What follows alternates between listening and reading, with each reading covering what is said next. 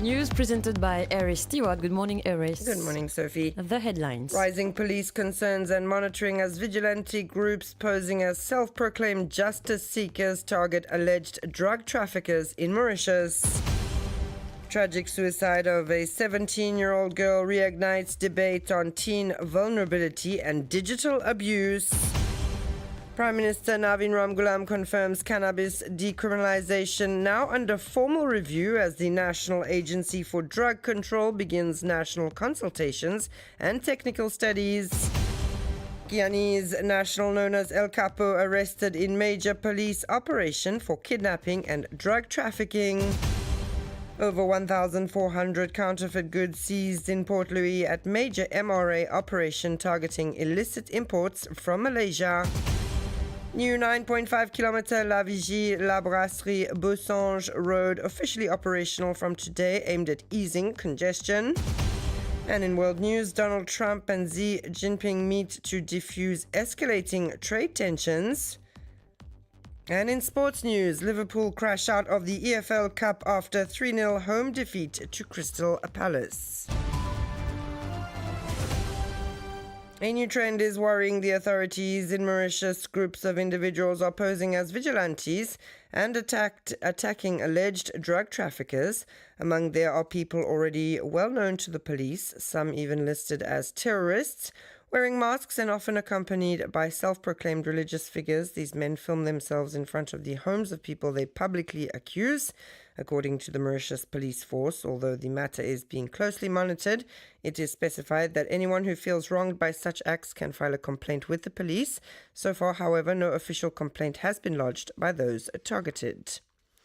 A 17-year-old girl tragically took her own life on Saturday, October 25th, a case that once again highlights the vulnerability of young people to online pressure. According to her father, she ended her life after her ex-boyfriend allegedly shared private photos of her on social media, including Telegram and WhatsApp. The police are still investigating the circumstances surrounding the incident, but cybersecurity experts note that similar cases often go unreported. Befrienders Mauritius, an organization dedicated to suicide prevention, reminds the public that help is available through its confidential hotlines and encourages anyone in distress to reach out for support. It's an announcement that marks a turning point in Mauritius's drug policy. Prime Minister Dr. Navin Ramgoolam confirmed in the National Assembly on Tuesday that the issue of cannabis decriminalization is now under review. The reflection process is being carried out under the supervision of the National Agency for Drug Control and its director, Dr. Faisal Suleiman. More on this report by Santana Ponsano, voiced by Jenny Yalapa.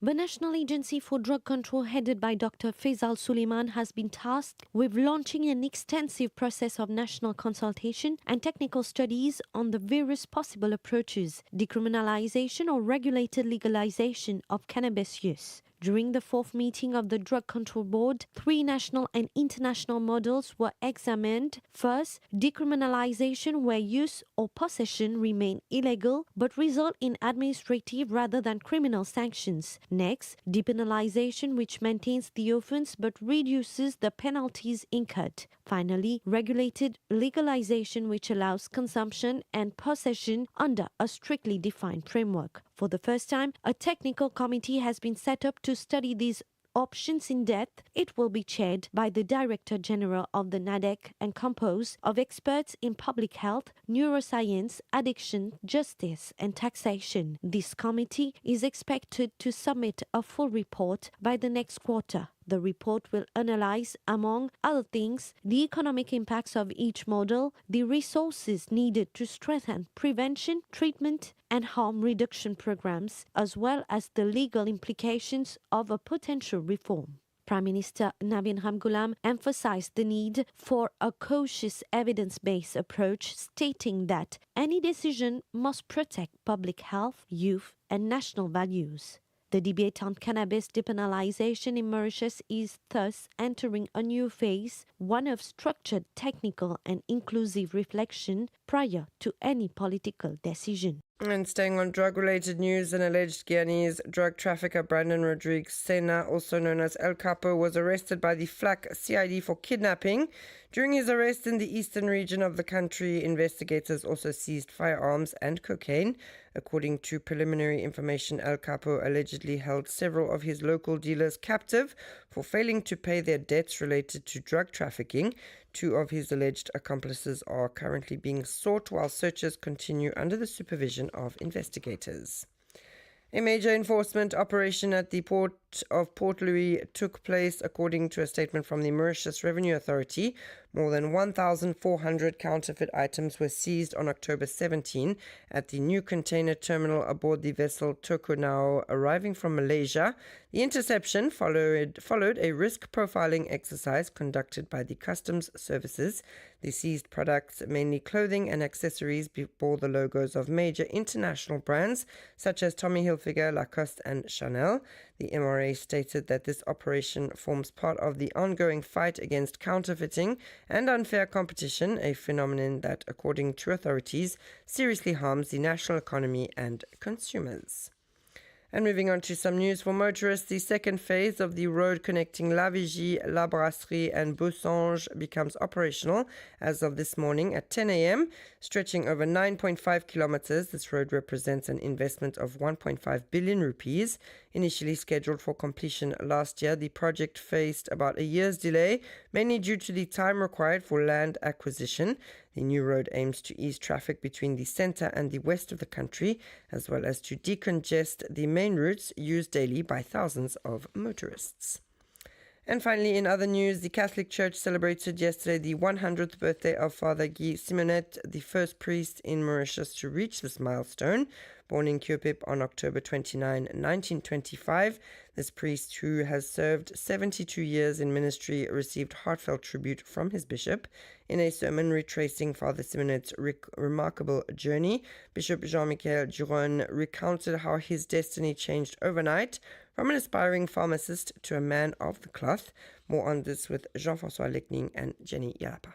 Guy Simonet was not destined for priesthood. After excelling in science studies at the Royal College of Port Louis, he planned to follow in his father's footsteps, a well-known pharmacist with a shop in Cupipe. But his life took a different turn after meeting a Puritan priest, Father Boutard, a former soldier of World War II. Much to his family's surprise, he began seminary studies in France in 1946 and was ordained a priest in 1953. Thus began a very long mission, as Father Simonet was sent to Réunion Island, where he would live for 62 years. He left his mark on many parishes from Salazie to Les Avirons, passing through Trois Bassins. The Bishop of Saint-Denis paid a tribute this morning to a missionary who lived among the people of Réunion. Bishop Gilbert Aubry even recalled him as his English teacher in Sidaou and also as a talented football player. In his homily, Bishop Duron also painted the portrait of a man full of passions for football, first of all, but also for motorcycles, which he rode for over 50 years. Father Guy Simonet was also a lover of poetry, often quoting Baudelaire. And you're listening to Rm1. It's 9:09, where we move now to international news. President Donald Trump met face-to-face with Chinese leader Xi Jinping on Thursday, giving the leaders of the world's two largest economies a chance to stabilize relations after months of turmoil over trade issues.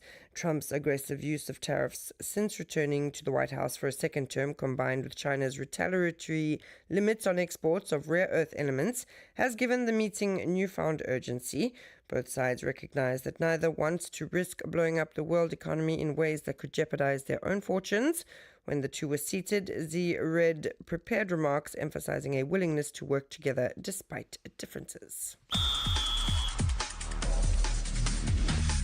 And finally, in sports, Liverpool suffered its sixth defeat of the season, crashing out of the EFL Cup after a 3-0 loss to Crystal Palace at Anfield. A heavily rotated red side was undone by Ismaila Sarr's brace, followed by a late goal from Yeremy Pino. Liverpool finished the match with 10 men after Amaro Dallo's red card. Elsewhere, Newcastle defeated Tottenham 2-0, while Arsenal overcame Brighton 2-0. The match also saw 15-year-old Max Doman become Arsenal's youngest debutant ever, as Mikel Arteta's team extended their unbeaten run to 11 games. That's all from me this morning. Thanks so much for listening. Stay tuned now to the Intimate playlist. Until 10 a.m.